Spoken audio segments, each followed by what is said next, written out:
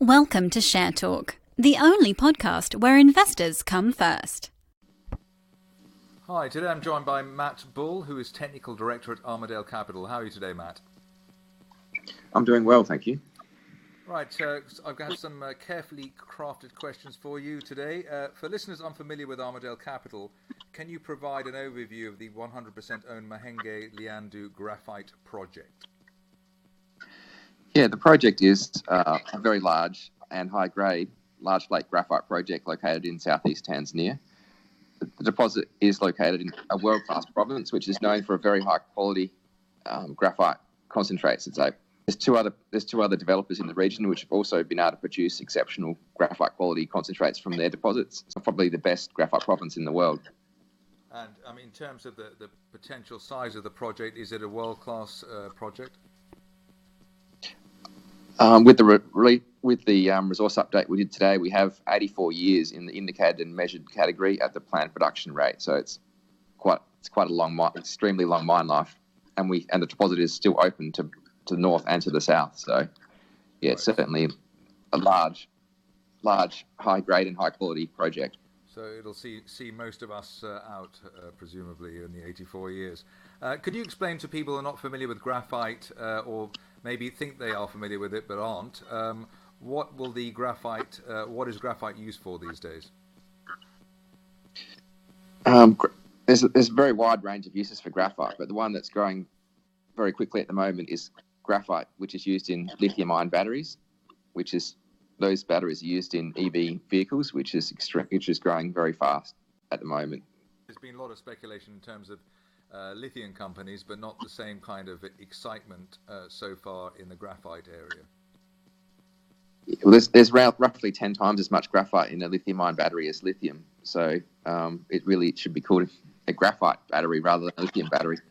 And I guess the other key element of lithium ion batteries is it really depends on high purity graphite. So if we're able to produce very high purity graphite from the Mahenge Liandu project, we really are well placed to access that market.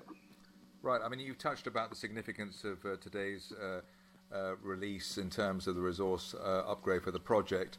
How much is the resource update, key in terms of the ongoing definitive feasibility study, and what other steps are there along the line in terms of the DFS?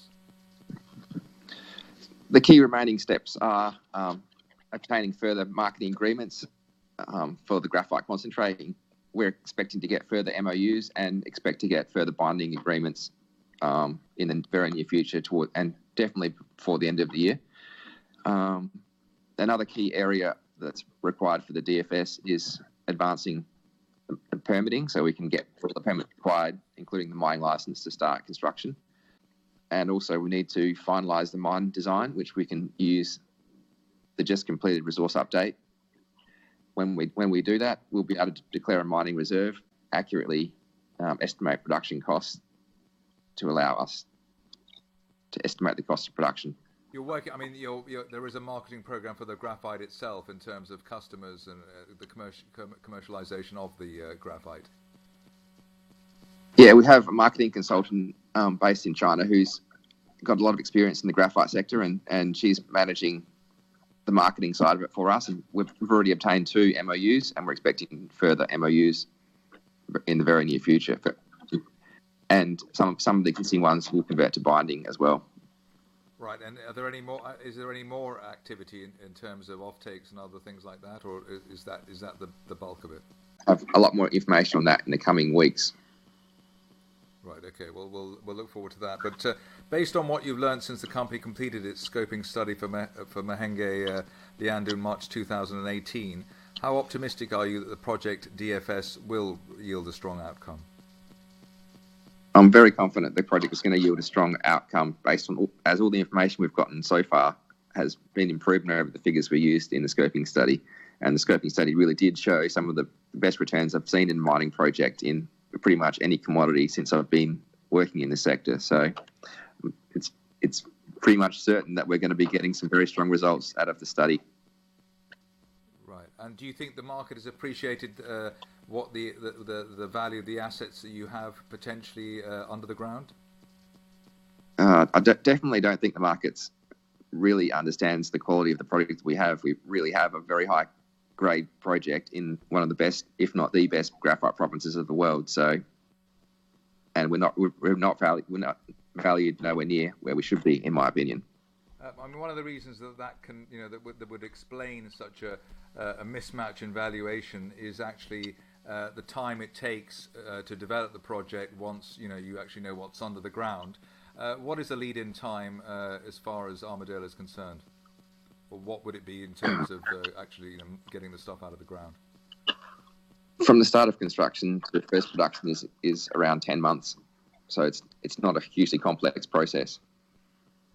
Right. So I mean that's not a large time frame in terms of the mining area. Is that correct? Yeah, it's quite a quick startup. Right. Compared to other commodity. Right. And in terms of the current market cap is around the 9 million mark. Is there any indication at this stage, what the size of the asset would be compared to that current market cap? Well, I think the scoping study had a value of roughly $350 million US dollars, right. NPV. Right. So we expect to improve on that. There's quite a big difference there. And as far as the cost of mining, the cost of the project, is it too early to say what that might be in order to get to that that bigger figure? Well, the capital cost was estimated to be around $35 million US dollars in the scoping study. So. Right.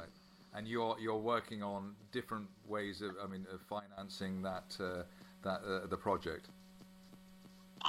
Yeah, there's several different ways we could potentially fund the project, and we're discussing them with potential financiers at the moment.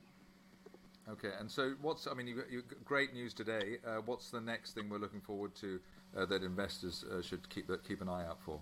There's going to be some further news on marketing over the coming weeks and months as we head into the completion of the study. Right, so that ties in the various parts of the project, basically. Yeah. Okay, Matt Bull, Technical Director at Armadale Capital, thank you very much indeed, and congratulations on the latest news. Thanks for that. Thank you for listening. Remember to visit our website for more news and other podcasts at www.share-talk.com.